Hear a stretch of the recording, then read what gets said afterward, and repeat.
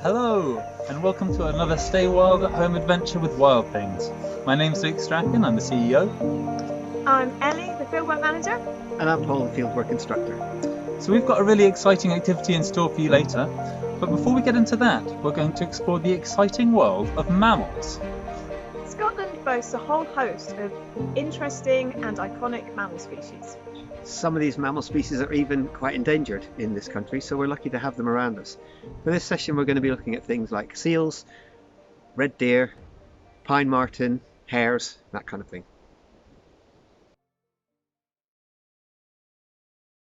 There are 4 species of deer in Scotland.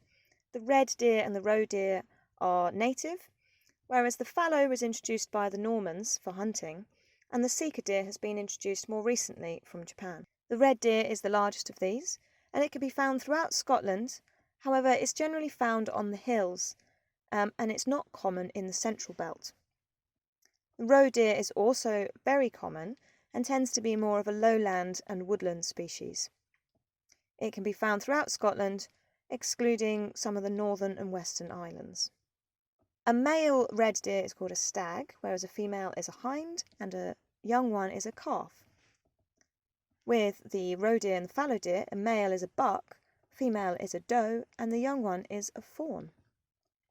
Deer grow antlers each year, and then they fall off and regrow. This can be quite a painful process for the deer, and you can actually tell the age of the deer by how large the antlers are and how many points they have on them. They become more and more established each year that they grow. If you're lucky, you can find one of the antlers after it's fallen off in the wilderness. Red squirrels are found throughout the UK, with the exception of some of the islands in the north and the west. However, they're threatened throughout most of the UK, and they have a strong haven in Scotland. The reason for this is that in the 19th century, the expansion of the grey squirrel, which was introduced from Northern America, has threatened the red squirrel's population. They carry a disease known as squirrel pox, and they're also able to eat green acorns a bit earlier than the red squirrels, meaning that they reduce the amount of food availability. Red squirrels eat seeds, nuts, things like hazelnuts and pine nuts, green acorns, fungi and bark. They don't hibernate, they actually collect fungi and put it up in their winter trays and eat that throughout the winter. They also bury nuts in the ground and eat those a bit later as well. Squirrels have a nest in a tree, usually in the V of a tree, and this is called a dray. In spring they'll have young in there, which are known as kittens. Sometimes they might be able to have another load of kittens in the summer as well. Pine martens are nocturnal woodland creatures found mainly in Scottish pine forests in the UK, though they are starting to return to parts of northern England from which they were hunted to extinction long ago. They are part of a group of animals called mustelids, which means they are related to animals like otters, weasels and stoats. They're the only mustelid that can partially retract their claws, which makes them excellent climbers in their forest habitat. Most of their hunting and foraging is done on the ground, and they have a wide-ranging diet from rodents, small birds and insects to berries and fungi. Though they can be preyed on by animals like eagles, wildcats and foxes, the main threat to them comes from persecution by humans, which is why they are now relatively scarce and protected by law. Recent research seems to suggest that the pine marten may provide at least part of the solution to the problem of non-native North American grey squirrels spreading across the country and affecting numbers and distribution of our native red squirrels. It seems that grey squirrels do not easily spread into areas where pine marten are present, as they fall easy prey to the pine martens. This is both because grey squirrels forage for food on the ground more, and are also slower than their faster red cousins, who spend more time in the trees. So, as well as the opportunity to see more of these beautiful but elusive creatures, the return of pine marten across greater parts of Britain could have a profound ecological benefit to our native red squirrels. Badgers are mustelids, which means they're related to animals like otters, weasels and pine martens. The European badger is one of the largest badger species in the world and is a stocky, powerful animal. With forelegs ideally designed for digging, it's no surprise that badgers live in extensive underground burrows called setts. These setts can become truly massive, extending up to 100 metres underground and boasting many entrances. Often larger setts are built and expanded on by multiple generations of badgers, and some have been documented to be over 100 years old. These setts are very well maintained and kept clean. Badgers never bring food into their setts, and they even dig specialised latrines on the edge of their territories. Badgers in the UK tend to live alongside other badgers in groups of between 4 to 8 individuals. They are nocturnal animals and roam the forest and fields at night looking for their favourite food, earthworms. Badgers aren't fuss eaters, however, and they will eat many different kinds of grubs and insects, as well as the eggs of ground nesting birds, alongside fruits and berries. Badgers also occasionally hunt and are known to eat hedgehogs, as well as other small mammals and reptiles. The average lifespan in the wild is between 4 to 10 years, but some badgers may live up to 14 years. In the UK, with a distinct lack of apex predators, badgers have little natural competition. However, they suffer a disproportionate number of deaths as a result of impacts with cars. It's estimated as many as 50,000 badgers are killed on UK roads each year.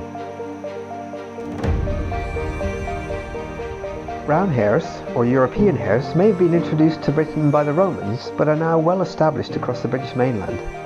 Though they look like rabbits, they're significantly bigger than rabbits, with longer and black-tipped ears. Hares are mostly nocturnal and herbivorous, eating mainly grasses and herbs, and also nibbling young trees. They commonly live out in the open grassland and scrubland, and make a place to sleep or to give birth in a small area of flattened grasses called a form. To escape the predators, like birds of prey and foxes, hares are able to accelerate very quickly to run as fast as 40 miles an hour, thanks to their long and powerful hind legs. The phrase, mad as a March hare, comes from their courtship behaviour in early spring, when hares can be seen chasing each other around the fields in broad daylight, and engaging in behaviour that looks very much as if two hares are having a boxing match. In fact, these two boxing hares are not two males vying for supremacy amongst the females, but actually a male and a female. The female may be boxing to fend off the male if she's not yet ready to mate, or she may be testing the male's strength and resilience as a potential mate.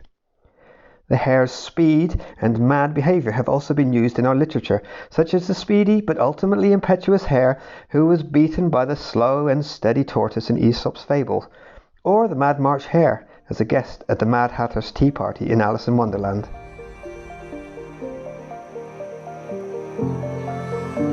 It's very windy today, perhaps you can hear. But on a sand spit which has been exposed by the low tide over there, we can clearly make out a healthy looking seal colony. This particular colony is primarily made of grey seals, which are the larger of the two UK species. The grey seal is easily identified by its long Roman nose. Harbour seals have shorter noses and much more puppy-like features, which have earned them the nickname the Labrador of the Sea. So both of these species spend most of their time out at sea feeding on fish. They return to land to rest, digest their meals, and can often be seen hauled out, lying on British beaches across the UK. The fact that we're seeing a really healthy population of grey seals here really is a wonderful thing, because in the early 1900s it's thought that only around 500 grey seals remained in the UK. They'd been hunted to the brink of national extinction. Today it's estimated that there are more than 120,000 grey seals across Britain, which actually represents 40% of the world's total population. What we're seeing here in Findhorn really is the result of a fantastic conservation effort, which has enabled them to bounce back and even thrive. Harbour seals in particular don't mind fresh water and have been known to swim hundreds of miles up large rivers in search of migratory fish like shad and salmon.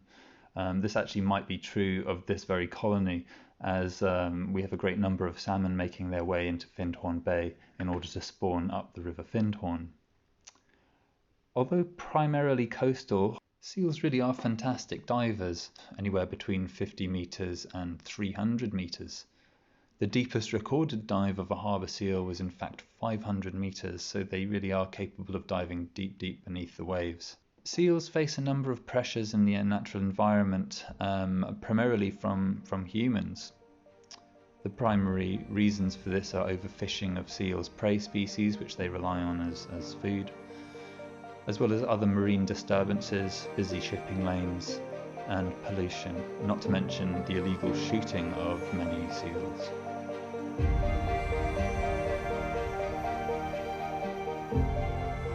Welcome back to the beautiful beach on Findhorn. We've got a lovely day just at the moment, even though the weather's been getting a little bit colder and autumn's truly setting in. We're still blessed to have these fine sunny days occasionally in between the rain showers. So, we hope you've been inspired by some of the Scottish mammals that we have in Scotland here and that we've discussed earlier. Our activity today is working with clay. We hope that you are inspired by some of the wonderful Scottish mammals we have here, and that you might want to try your hand at recreating one of these in clay. So without further ado, let's start the activity. You should have been given a couple of things in your activity pack this week, including the clay itself, which is in a kind of greyish black colour. There should be plenty to work with for a sculpture or two. And you should also have these two sculpting tools to help you make your model. The palette knife is obviously good for cutting and scoring your clay, whereas this kind of chisel is much more useful for perhaps adding in fine detail like eyes or hair effects and things like that. So I've been really inspired today by my encounter with some wonderful seals here, just out there actually, just at the mouth of the bay. And I am going to try my best to make a seal. Wish me luck. So the first thing to do is to obviously break open your packaging and remove your clay. If you struggle with this, do find somebody to help you. And just like that, it comes out. So I'm just going to empty this clay out onto this block of wood I've got here. You can use anything, it doesn't have to be a block of wood, it could be a dinner plate.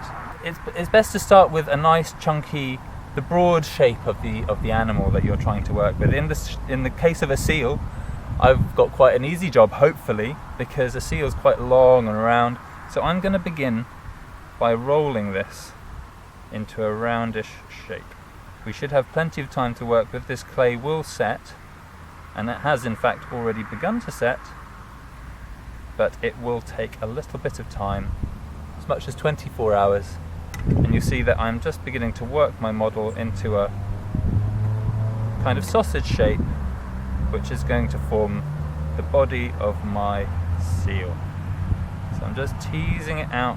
Now I want my seal to have a little bit of a curve to it, and it's going to be as if it's hauled out on the beach, I think. So I'm going to give it a little bit of a twist like this. If you do choose to make a seal, you can of course make it in any shape or any position you like. They do often take a very interesting position, which is where they curl their bodies upwards into a kind of C shape, a little bit like that. I'm tempted to do that, but I think for the sake of ease I'm going to do it lying down. So here we have this sort of basic sausage shape I'm looking for. I'm going to start bending this out because I want to see a head start to emerge here. So I'm going to start teasing this out here. Packaging is running away from me. I shall go and collect that in a minute.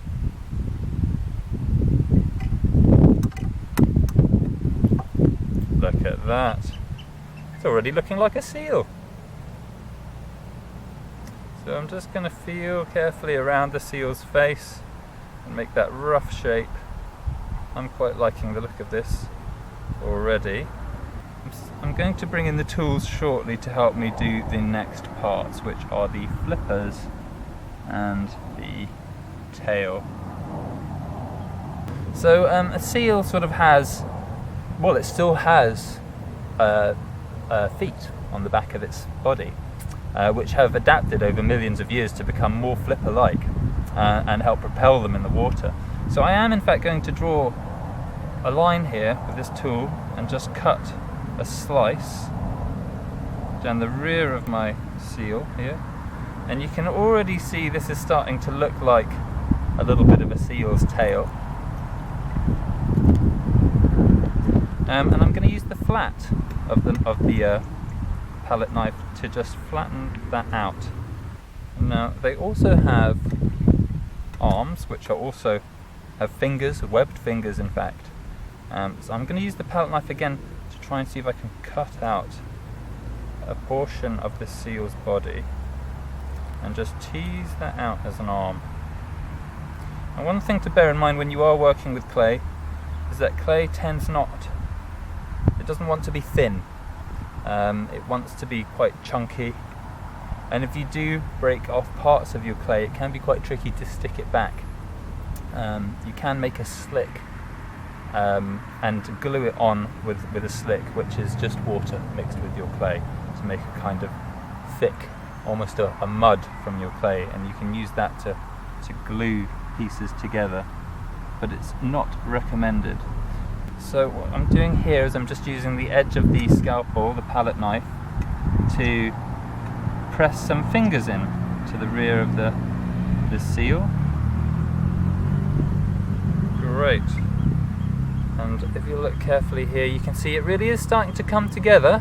It's the perfect colour as well, this particular clay for a seal. I've still got some work to do on the head, and I've still got some work to do on the 4 flippers, but it's coming on. This particular seal seems to be quite a happy chap, and I'm just going to go with that, a nice big smile. He's clearly had a fish. So when you've finished your sculpture, obviously you can feel free to do with it as you wish. They're great to put up on your mantelpiece, or to gift to a friend or family member, and perhaps they'll give you a smile and cheer you up in the winter to come. So I'm back in my office now, and I've put my little seal on the windowsill here, and I thought I'd just let you guys know where it's going to live. Seeing as you all helped me make this, there we have it. As you can see, I've got lots of different seaside and woodland themed bits and pieces, and a little seal fits right in there. Great. Well, that's about it from us this week. We really hope you enjoyed our video. We hope you enjoyed being creative with your clay and making your mammal models. And we hope you learned something new and interesting about some Scottish mammals. We look forward to seeing you again next week.